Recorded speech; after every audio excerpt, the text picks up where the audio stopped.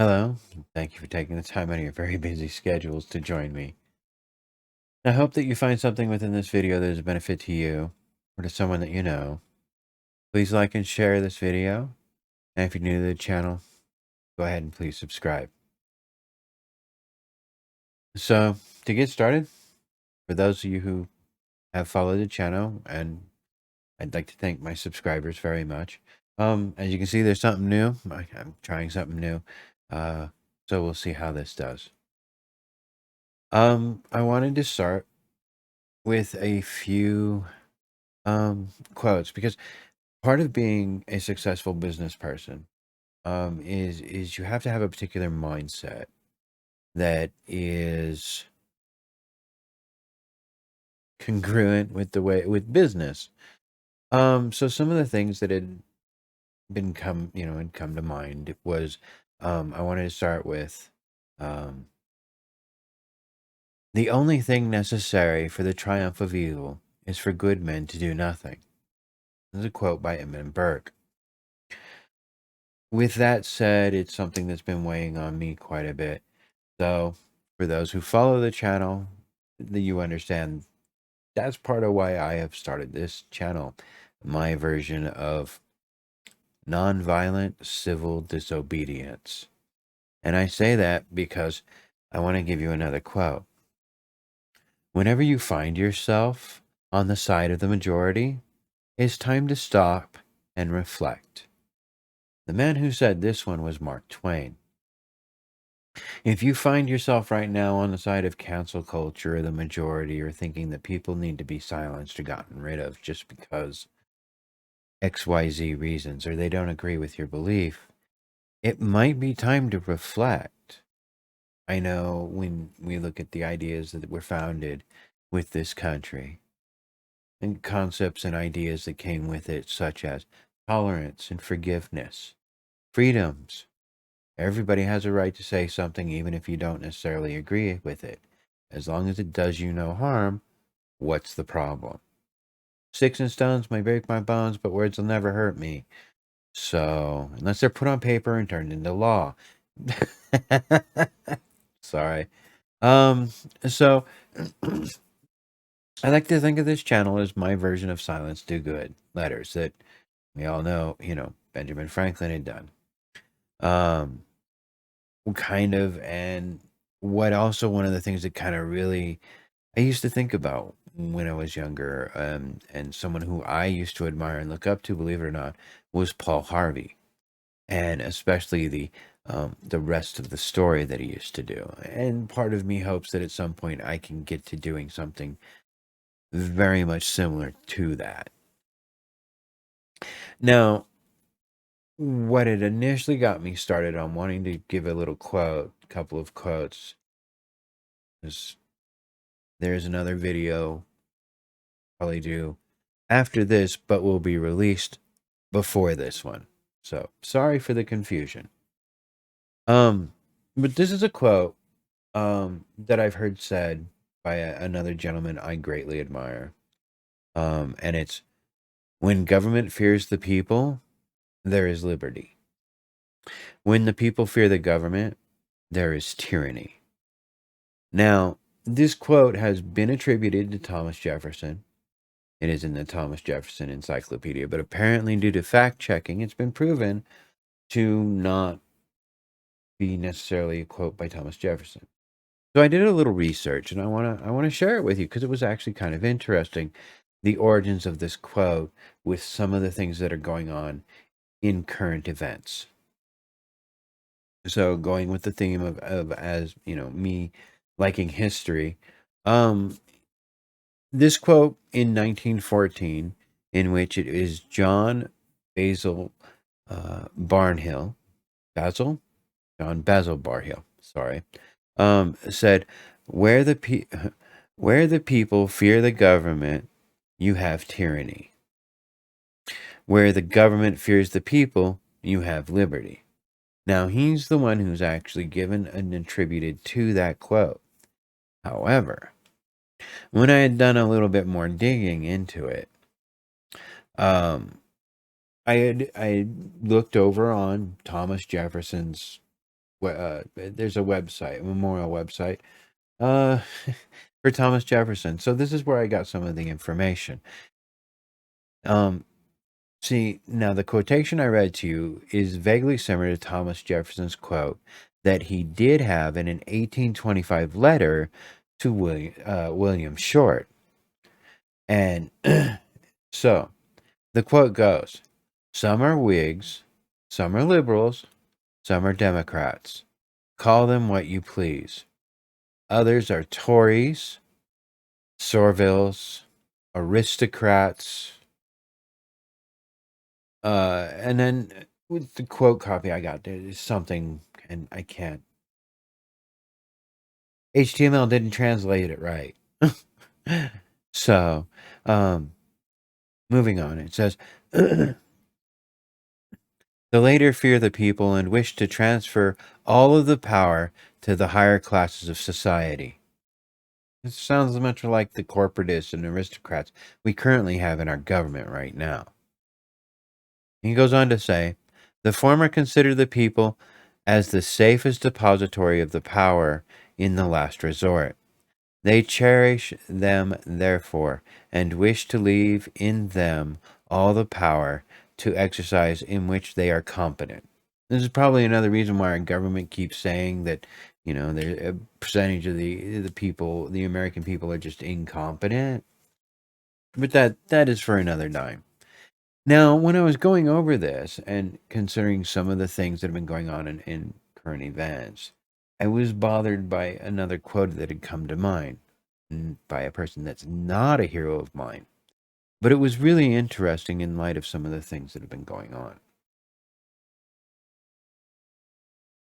All right, when we're looking at Thomas Jefferson, he's talking, it was also, there's some reference to the right to bear arms, the Second Amendment, with the idea of those most recent quotes. Um, Political power grows at the point of a gun. This was Mao Zedong, one of the greatest, one of the greatest mass murderers in recent history. Ooh, sorry, China, but it's true. So a lot of this had come up. I'd have been thinking with regards to the executive order due to we'll call it booster shots, and I did have some concerns. When you look at it with the eye of history and economics. So, moving on to the next part, I actually going to need my headphones for this one.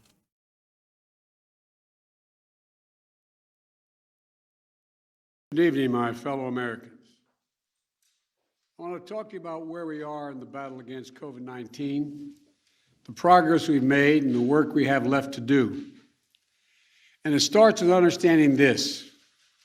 Even as the Delta variant 19 COVID-19 has been hitting this country hard, we have the tools to combat the virus if we can come together as a country and use those tools.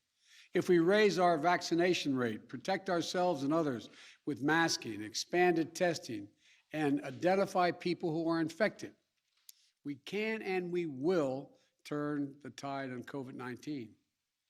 It'll take a lot of hard work. It's going to take some time. Many of us are frustrated with the nearly 80 million Americans who are still not vaccinated.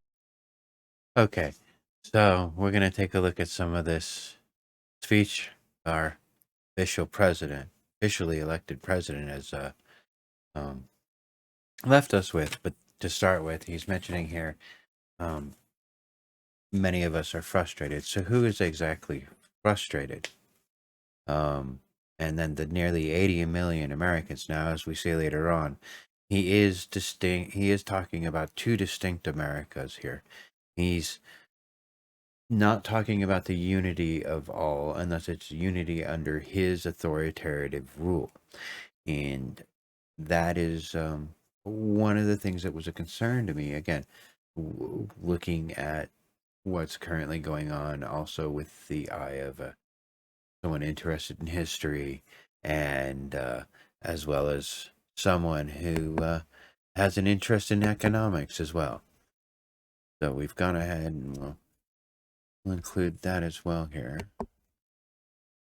So that was the first part of it that had actually gotten to. Yes, I have notes here. That had been a concern to me that he had been talking about was the we, and it's not the first time in this prepared speech for him, because all of his speeches are prepared, in which he speaks about we having frustration at the others. Um, Again, a lot of this speech is very concerning, from the eye of a historian, because no other president has laid any threats like this previously either, even under the guise of a crisis. Now, we've had two world wars and a civil war, and okay, well, Lincoln did something shady things, I would consider, but again, not to the same degree as this. Um, and I think part of the reason he's doing this is to take away from Afghanistan, which is why I find myself compelled, along with, if you look at the previous, I find myself compelled to do something with regards to what is being said here. And I thought it best to use his references. I will also include the website, the YouTube channel that I am using this for, down in the description below as well. So please feel free to go ahead and look at the full thing here, because we will skip in a couple of places. Um, I with my commentary as it is, we're still going to be looking at about a 30-minute video. One of the other things I wanted to go ahead, he had in his speech, right up,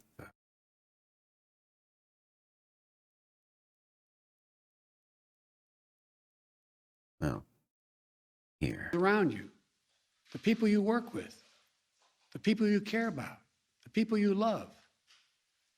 My job as president is to protect all Americans.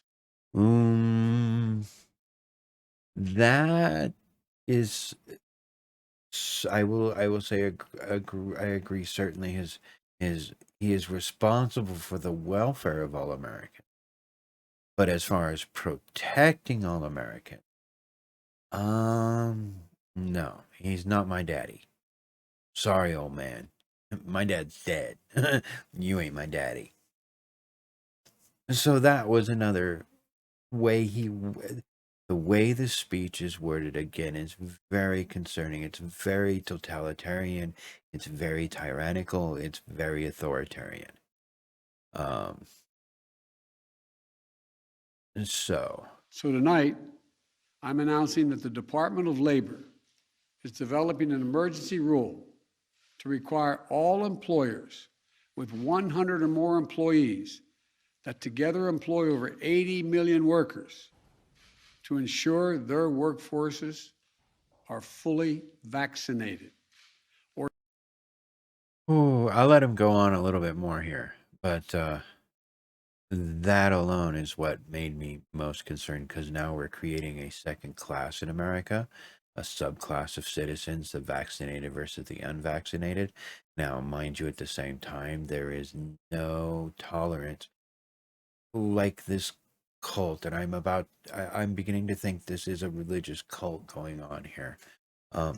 But there's no tolerance for anybody with medical exemptions in this decree of his. And we'll get into the cost as well. This is something that is meant to destroy small businesses if you do not comply with the vaccine. Force your workers to comply.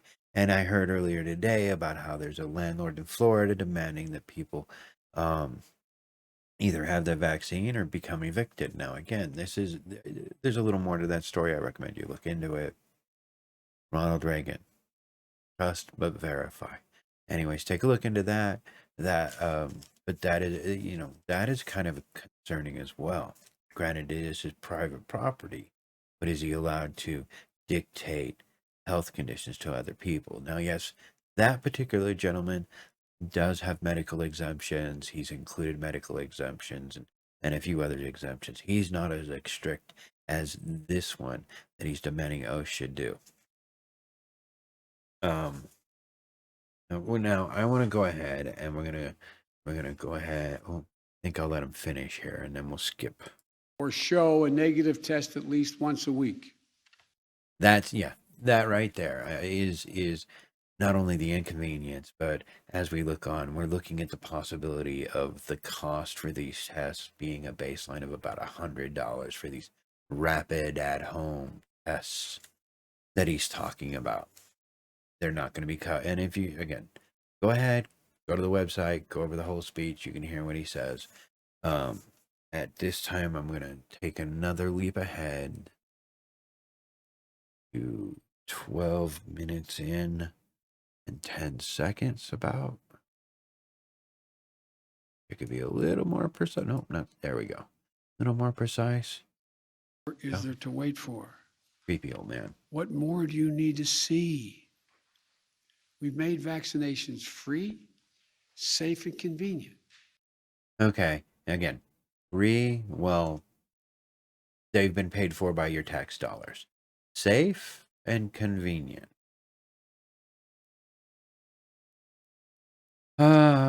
Convenient. There are due to have long-term peer reviews in 2027 regarding the long-term effects of these vaccines. So, talk with your doctor. Get the facts. Talk with your doctor before you get the vaccine. The vaccine has FDA approval. Over 200 million Americans have gotten at least one shot.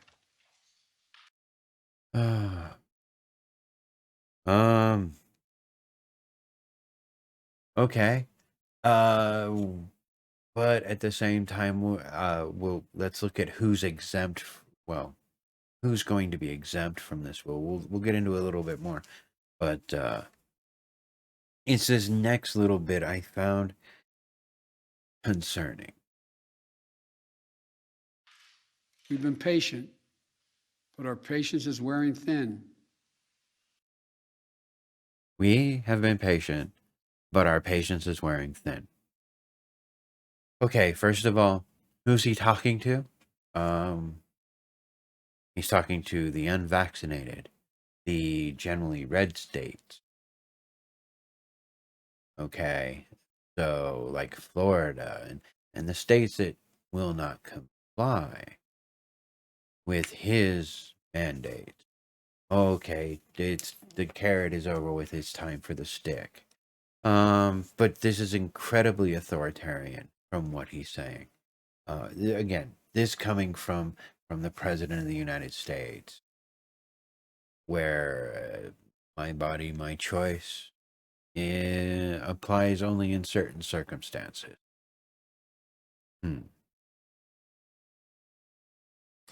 Let's see. So that was. Oh wait, there's another 5 seconds to my notes.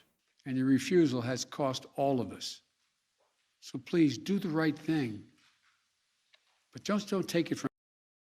Your refusal has cost all of us. What has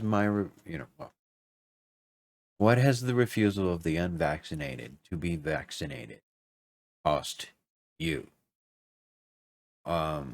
This is where I go ahead and I say, I understand the vaccine is good. I understand that there is a low risk factor. I understand.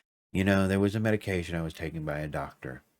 I was not told at the time the long-term effects of this in 0.0001% of cases actually develop an allergy to sunlight.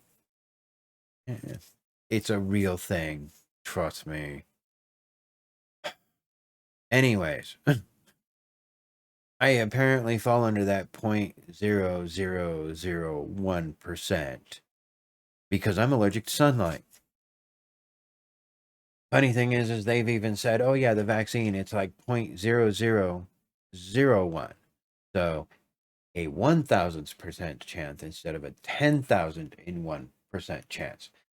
I developed something that's just this side of skin cancer, basically, from the long-term effects of taking a medical drug that is FDA approved. Yet I am told that this one, assuming you have no comorbidities, and I do, I've had two massive coronaries, so I have a morbidity. I've been dead. And so it's zeros are it's a what is that, 1,000% chance that you might be harmed in a long-term effect from this virus. So, or from the vaccine. So I'd rather take my chances with natural immunity. Thank you very much, sir. My body, my choice. Um we're not even getting into my medical exemption. I'm just saying this is my explanation of why I do not want to risk it. Let's find out what the long-term effects are. Because every day contradictory advice come out. So, give me the opportunity to fact check the fact checkers. We're going to skip ahead. 1512 is the next marker I have in there. See if I can get close to 1511. Illness or accident is when it comes to your child or grandchild. Trust me, I know. So, let me speak to you directly. Let me speak to you directly to help ease some of your worries. It comes down to two separate categories. Children ages 12 and older who are eligible for a vaccine now, and children ages 11 and under who are not yet eligible. The safest thing for your child 12 and older is to get them vaccinated. Okay, again, this is a concern to me. Why are we urging for the vaccine when we look at, his face is so creepy here. I love it. I mean, well, love the way his face looks, not him. Please understand that. No. Anyways, there is evidence, even out of the CDC, that proves that between 12 and 18, you are at the least risk of this disease. Why not use science and find out if natural immunities protect against the flu? This is the first time I know of where we have been mandated to take a vaccine against the flu. Now, we're going to get into a little bit, I want to look into a little bit of this mandate of his with regards to the cost. Let me jump ahead here real quick to 1850 in the timestamp. I believe that's what I wanted to look at in this speech. By our children, I'll always be on your side. Let me be blunt. What? My plan also takes on elected officials in states that are undermining you and these life-saving actions.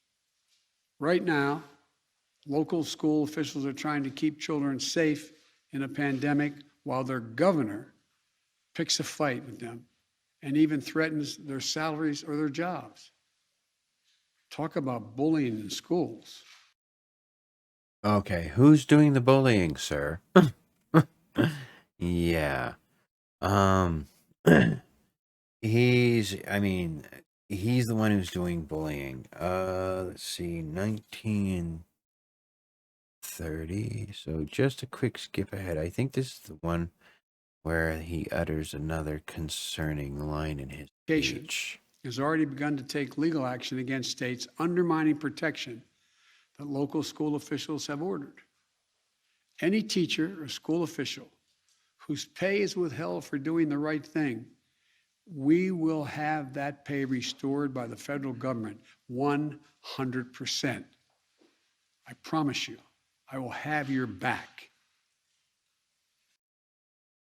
Again, this is regards to forcing people to take the vaccine and forcing children to take it as well. So we're going to go ahead and we're going to jump ahead to 1250, where he's talking about giving people the vaccine at cost. This goes back to the mandate with OSHA, in which he's talking about mandatory vaccines or tests. This was another part that This I'd found immediate concerning. price reduction for at-home test kits for up to 35% reduction. We'll also expand free testing at 10,000 pharmacies around the country. And we're committing $2 billion to purchase Okay. nearly 300 million rapid tests for distribution to community health centers, food banks, schools, so that every American, no matter Now, these rapid test kits and stuff that he's talking about, these are all paid for by you, the taxpayer. So don't think this is all free. Just like he's going to have these rapid tests sold at a 35% price reduction, which means 35% off of what the retail cost of these test kits are, that are, I hear, are rumored to be as much as $100. So we're still talking $75, but we'll get into the math here of why this particular order of his will just do more harm to not just businesses but to the economy as well.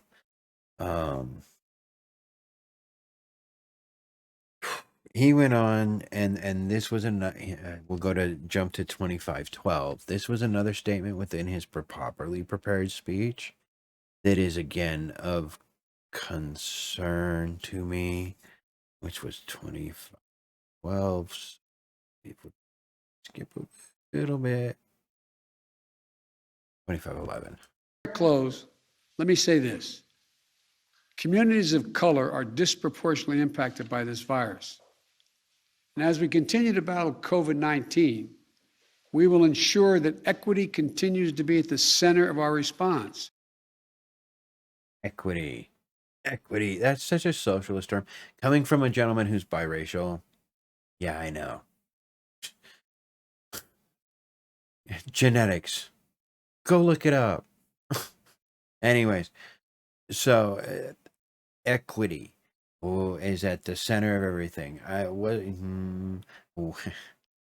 Not equality, not equal outcome for everyone. Yeah. We'll ensure that everyone is reached. My first responsibility as president is to protect the American people. We went over that again. 26 minutes, 19 seconds. Will put us right up. There's 13. And that's just the beginning.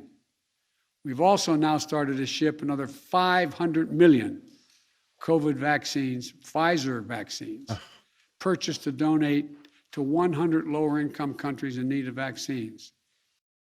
We have purchased 500 million. Yes, that is the we when it means you. You as the American people have purchased 500 million doses of this vaccine to go out worldwide to the countries he thinks needs it. It's the same man who did the whole had the Ukraine prosecutor fired, the Ukrainian prosecutor fired because of his son was on Burisma's board. And now what? There's so many things that can go wrong with this, but we'll go on a little bit And I'll be more. announcing additional steps to help the rest of the world later this month. As I recently released the key parts of my pandemic preparedness plan so that America isn't caught flat-footed with a new pandemic comes again, as it will. Next month, The flu.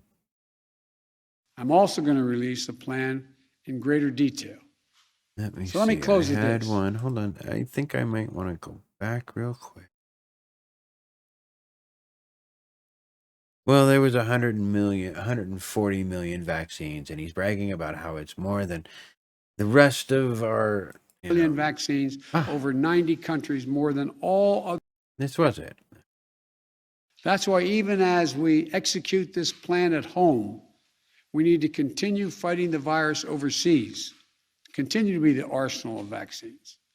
We're proud to have donated nearly 140 million vaccines over 90 countries, more than all other countries combined, including Europe, China, and Russia combined.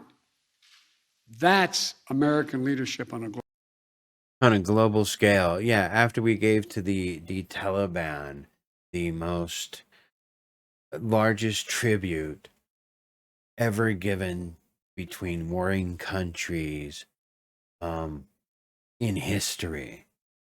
Now we're just giving away again your tax-paying dollars for the flu, the vaccine, to be given out.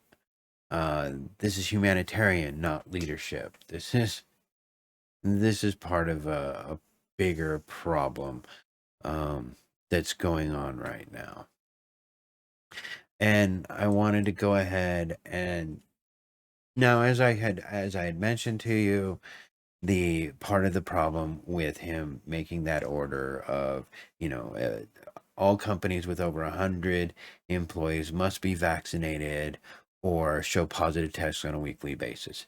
Here's the problem where it's going to stick it to the economy. Okay. Now if you look at the numbers, and I actually have worked them out. Okay. First, what happened to My Body, My Choice? All companies over 100 employees must be vaccinated or take take a weekly test. If at the end of the year you have not taken the weekly test or cannot prove documentation, you are charged $14,000 for each employee that didn't each time an employee missed that weekly test if they're unvaccinated. As an employer. Okay. So this is one way to force people to comply. Because what company is going to want to risk a $14,000 fine just because their employee didn't turn in a negative test result for the week? So this is forcing businesses to make that choice. And because the cost of the test and the hassle, it's going to end up being easier. And the fines, it's just going to be easier to sit there and say, are you vaccinated? If not, well, there you go. You're done. You're not fired. You're fired or you're not hired. So he says the vaccines are free, but they're not free to everyone. Again, as I mentioned, even as he mentioned, they're going to be made available at a 35% cost reduction. Now, of course, there are exemptions to this rule. We'll get into the list of exemptions. But for those employers, now we'll take a small business, 200 employees as our example, at $50 per test, because we'll assume it's 50, even though, again, I'm hearing it's closer to 100. But at $50 per test, that's $10,000 a week for 200 employees. That's $40,000. Excuse me, a month in tests. And again, the tests aren't free, so it forces a company to either have its employees, pay for the tests themselves, or to compensate for the costs of the tests to raise prices. Okay, with U.S. already facing record inflation, and again, this is stated over and over. The price can't get, places can't get enough employees right now as it is, to even screen for the vaccines. There's a shortage right now of 10.9 million employees. These jobs are here. They're not newly created. They're jobs that are reopened because of the shutdowns. And people just aren't going back to work. They're just not going back to their jobs. Me, as I've said before, I was self-employed before I even started doing this. So, mainly in sales. So this is just something new I'm trying. But now the screens and the vaccines, and it would just be easier to hire vaccinated people only. So now again, you're creating a second class of American citizens, and I say American citizens for a reason. So, fine. So, if you make the employees pay, for it, then again, they're going to want more money because, again, we're looking at, as an employee, at $50 a test, 4 tests a week. On average, you're looking at a new expense of, what is it, $200 a month? Now that the employee's going to want to be paid a higher wage to compensate for the cost of the tests. So in the end, oh, so as you can see, it kind of, again, forces these companies to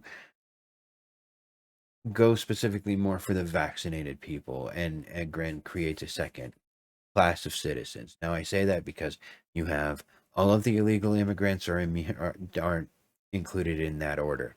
The only people that are technically included in the order are those people of the executive branch, because Nancy Pelosi has already confirmed it's unconstitutional. The House and the Senate are immune. Their independent contractors are immune. So it's only the executive branch, and anybody who wishes to be an independent contractor or such with the federal government's executive branch. Mind you, also, the NBA, National Basketball Players Association, is also immune. So are the postal workers. Well, the postal workers on and off as to whether they're exempt from this. I keep hearing it flip back and forth that they're exempt and not exempt. The military. Right now, the military is actually fighting that. I know. I was in boot camp. I remember, you take this or else. Well, because again, the vaccine is new, even though they've been working on it since, I've heard 89, I've heard the 80s, because we can get into, again, the vaccine. But again, I'm not a doctor. So consult your doctor with regards to this. Make sure it's for you. I know it causes great concern for me personally, but as I said, I'm also allergic to sunlight because of the medications I've taken in the past. Thanks, doc. Under doctor prescription, no less. So I'm gonna real quickly also throw in here Ronald Reagan. 2 things. 1, trust but verify. 2, freedom is only as far as the next election, or as safe as the next election. Freedom is only as safe as the next election. So, thank you very much. I hope there was something in here that you found as a benefit to you. Like and share this video. And if you're new to the channel, please subscribe. Leave a comment down below if you agree or disagree with anything that I've said. And I would like to get back to you. I'd like to hear from you. Thank you very much, and have yourself a very beautiful day.